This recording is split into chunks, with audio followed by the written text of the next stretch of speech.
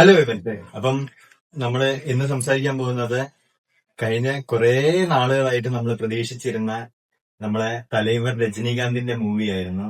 മധുര whistle പറക്കവേ.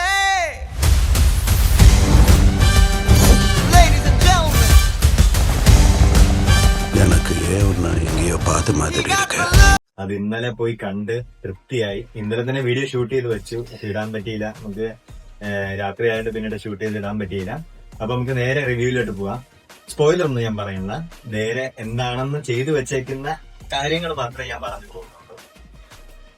ഒരു കാര്യം ആദ്യമേ പറഞ്ഞേക്കാം, ഈ ലോകേഷ് സ്റ്റാൻഡ് അലോൺ മൂവിയൊക്കെ ഈ LCU ഇറക്കിയിട്ട് ഇറക്കുന്നതായിരിക്കും നല്ലത്. കാരണം എന്ന് വെച്ച് കഴിഞ്ഞാൽ ഈ LCUക്ക് കിട്ടുന്ന ഈ ഒരു ഹൈപ്പ് ഈ സ്റ്റാൻഡ് അലോൺ മൂവി ഇറക്കി ചുമ്മാ വേണ്ടാത്ത ആക്കി ആ ഒരു ലോകേഷിന്റെ അടുത്തുള്ള ഒരു വിശ്വാസം ഇല്ലാണ്ടാക്കുന്ന പോലെയാണ് ഈ മൂവി നമുക്ക് സമ്മാനിച്ച് തന്നേക്കുന്നത്.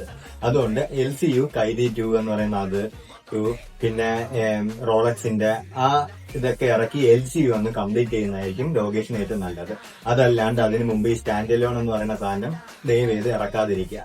പിന്നെ പറയാനുള്ളത് സ്റ്റാർ കാസ്റ്റിംഗ് ആണ്. സ്റ്റാർ കാസ്റ്റിംഗ് ഒക്കെ അത്യാവശ്യം കൊള്ളാം. കാരണം നാഗാർജുന, സൗബിൻ, പിന്നെ ശ്രുതി ഹാസൻ, പിന്നെ അങ്ങനെ നല്ല അമീർ ഖാൻ, എന്തു പറയണ്ടേ, എല്ലാ സ്റ്റാർ ഉപേന്ദ്ര എന്ന് പറയുന്ന നല്ല സ്റ്റാർ കാസ്റ്റിംഗ് എല്ലാം അടിപൊളിയാണ്. പക്ഷെ എന്തൊക്കെ ചെയ്തു വെച്ചേക്കണം നമുക്ക് ആ മൂവി കാണുമ്പോഴേ മനസ്സിലാവത്തുള്ളൂ. ഫസ്റ്റ് ആ മൂവി വന്ന് ഒരു സ്ലോ പിച്ച് തുടങ്ങും. ഓക്കെ, നമ്മള് മൂവി ഡെവലപ്പായി, സ്റ്റോറി ഡെവലപ്പായി പിന്നീട് പോകുമെന്നായിരിക്കും. ഇന്റർവെൽ എത്തുമ്പോഴത്തേക്കും ഒരു ബ്ലിങ്കീസ് അടിച്ചിരിക്കും, ബ്ലിങ്ക് ആയിട്ടിരിക്കും. ഓക്കെ, ഇന്റർവെൽ കഴിഞ്ഞ് ചിലപ്പോൾ മൂവി ഡെവലപ്പായി വേറെ ഒരു രീതിയിലേക്ക് പോകുമെന്ന് പറഞ്ഞ് പ്രതീക്ഷിച്ചിരിക്കുമ്പോഴും അപ്പോഴും കൊണ്ടുവന്ന് കുറച്ചൊന്ന് മുകളിലോട്ട് കയറ്റിയിട്ട് കൊണ്ടുവന്ന് താഴെ ഇടും. ആകെ കൂടി ഇതിൽ കൊള്ളാവുന്നത് ആ മാൻഷൻ ഫൈറ്റ് സീനാണ്. ഞാൻ വേറെ സ്പോയിലർ ഒന്നും പറയാനുള്ള, മാൻഷൻ ഫൈറ്റ് സീനും കൊള്ളാം. പിന്നെ ലാസ്റ്റ് വരുന്ന ആ ക്ലൈമാക്സ്, അമീർ ഖാന്റെ ആ ഒരു എൻട്രി, അമീർ ഖാന്റെ ആ ഒരു, പിന്നെ അമീർ ഖാനെ കൊണ്ടുവന്നിട്ട് ഡേറ്റ് കിട്ടിയെന്ന് പറഞ്ഞിട്ട് ആ പുള്ളിക്കാരനെ കൊണ്ടുവന്ന് ഇത്രയും കോമാളിത്തരം കാണിക്കേണ്ട കാര്യമില്ല.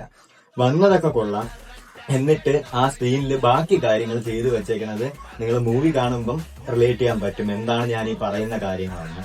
പിന്നെ സത്യരാജിനെ കൊണ്ടുവന്ന് കൊള്ളാം, എന്താ ചെയ്തു വെച്ചേക്കണം എന്നുള്ള രീതി, പുള്ളിയുടെ ഭാഗത്തു നിന്നുള്ള ഒരു അഭിനയം കൊള്ളാം എന്ന് പറഞ്ഞ ആ ഒരു നല്ല രീതിയിൽ ക്യാരക്ടർ ചെയ്തിട്ടുണ്ട്. പക്ഷെ എന്താണെന്നുള്ളത് നിങ്ങൾ മൂവി കാണുമ്പോൾ നിങ്ങൾക്ക് മനസ്സിലാവും. പിന്നെ സ്റ്റൈൽ മന്നൻ രജനീകാന്ത്, അത് ആസ് യൂഷ്വൽ എപ്പോഴും ഉള്ളതുള്ള സ്റ്റൈലും കാര്യങ്ങളും എല്ലാം അതിൽ തന്നെ ഉണ്ട്. പിന്നെ നാഗാർജുന അല്ലാണ്ട് വേറെ ആരെങ്കിലും സ്റ്റാർ കാസ്റ്റ് ചെയ്തിരുന്നെങ്കിലും ബെറ്റർ ആയിരുന്നു.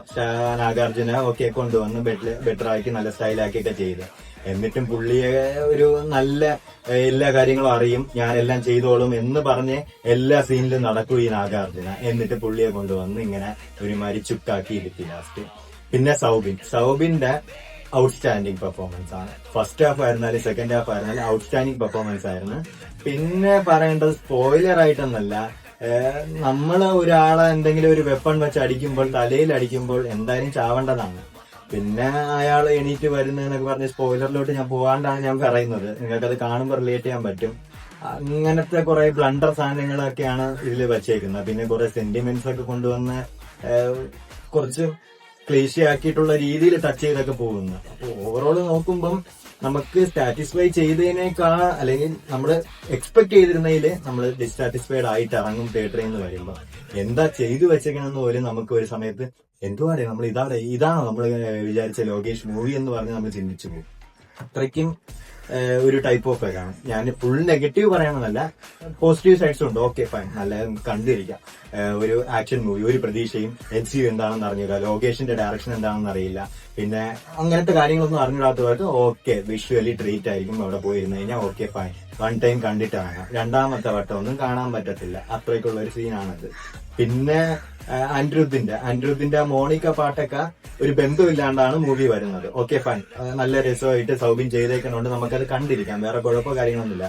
BGM ഒന്നും എനിക്ക് എന്റെ അഭിപ്രായത്തില് അത്ര ഒരു എഫക്റ്റീവ് ആയിട്ട്, മറ്റേ പവർ ഹൗസ് എന്ന് പറയുന്ന സാധനം കൊള്ളാം.